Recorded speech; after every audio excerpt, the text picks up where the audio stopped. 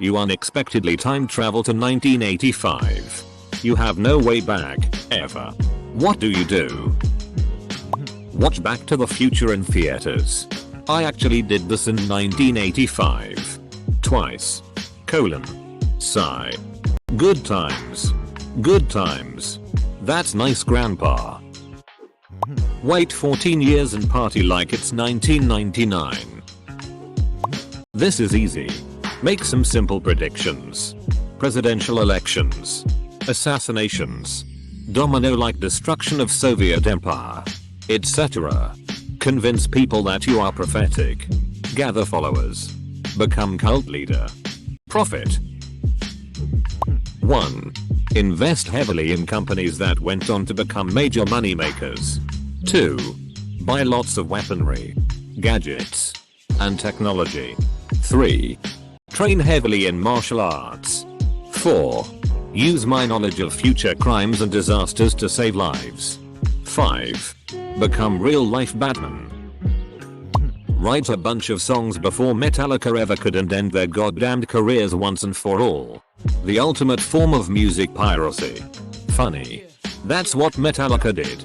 They were unexpectedly sent back in time. I'll tell you what I'd do. Man. 2 chicks at one time. Man. 2 chicks at one time. Invent Reddit and get back to lurking. Punch Biff in the face. That's what happens in 1955. You actually get Biff to wash your car in 1985. Wait for Reddit to come online. Press F5 for decades. I would show everyone my iPhone.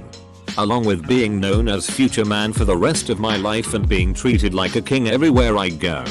I would allow scientists to reverse engineer the thing and get us 25 years ahead in technology. So that by the next 2011, we'll have the flying cars and hoverboards that we were all originally promised. You're welcome. I would enjoy the 90s even more this time. Make sure episodes I don't come out. Lucas will have an unfortunate accident. I tell my parents not to take that Air India flight to Delhi. Open bracket. I would find my 3-year-old self and prepare him for life of being unstuck in time. Drive new Trans Am with biggest, most teased out 80s metal haircut possible. The rest is obvious. Go skiing in flamboyant neon outfits and bet on sports championships since I remember most of them, and then I invest all that money in Google, Apple, and Microsoft. Also I invent the Snuggie and the slap chop. Wait 18 years. Mug Steve Bartman of his game ticket on the way to Wrigley Field. Create paradoxes. I'll play the guitar on the MTV. That's the way you do it. I would try to get in touch with Freddie Mercury and tell him to get to a doctor. Put never forget posters on the Twin Towers. Find Doc and get him to fix the damn time machine. Wait 26 years. Then ask Reddit what to do. I was born in 1984. And my parents split up in 1987. I've always been curious what they were like as young 20-somethings before everything got really shitty between them. In 1985 most of my family also lived in pretty close proximity to each other, often holding frequent family dinners at the same restaurant. I'd likely get a job at there to support myself and use it as a non-intrusive way to observe my family. And likely my toddler self. In a time before I can remember. Invest in all the things. Write the Harry Potter books before J.K. Rowling. It probably wouldn't be that successful. There are a lot of children's books just as good or better than the Harry Potter series. For things to gain that sort of success requires a certain amount of luck. The right people need to see it at the right time. Real question here. Can we think of anyone in 2011 who is acting like this? Find the time travelers. Others have mentioned betting against things that are now well known. Things like buy stock in Microsoft. I was thinking something similar myself, but this doesn't work. Why not? because the time travel is unexpected. I don't usually carry much cash. But I can't use the bank card in my wallet because the account didn't exist in 1985. So I've got nothing to live on. My ID all says that I was born in 1979. Problem. I'm a grown man. But my ID makes me out to be 6 years old. My driving license is of a type that did not exist in 1985, and even if it did, it has an issue date sometime in the future. Stocks and shares will take years to give a decent return. I need to eat now. 10 Some of the greatest songs of the 80s, 90s, and 2000s. Marry Phoebe Cates. Buy the domain Reddit.com and ponder what they would name it. Grow a mullet and rock the F out. Again. I stay close to my family. Wait until 1988-89. And beat the F out of the bastard that molested me. Party like an 80s clubber. Get the coke and strippers in while it's socially acceptable. I would move to Seattle. Wait 3 years while earning as much as I can. Create a small record label and release Nirvana's first album. I think I would try to use what I know to change the course of the world. I know that AIDS is caused by a virus which targets white blood cells. I know that the Soviets had nothing like the strength that Reagan thought they did. I know about Iran-Contra, Watergate, the net bubble, the Bush war doctrine. Hell, with some good. I would move away from Seattle. Since I look almost exactly like my mom and I wouldn't want to freak people out. I would definitely invest in Apple and Microsoft. I would probably go to Hollywood and try to be an actress. They were letting anybody act back then. I would wait and go abduct myself from the hospital and raise myself on beatings and Cheerios. That'll teach me.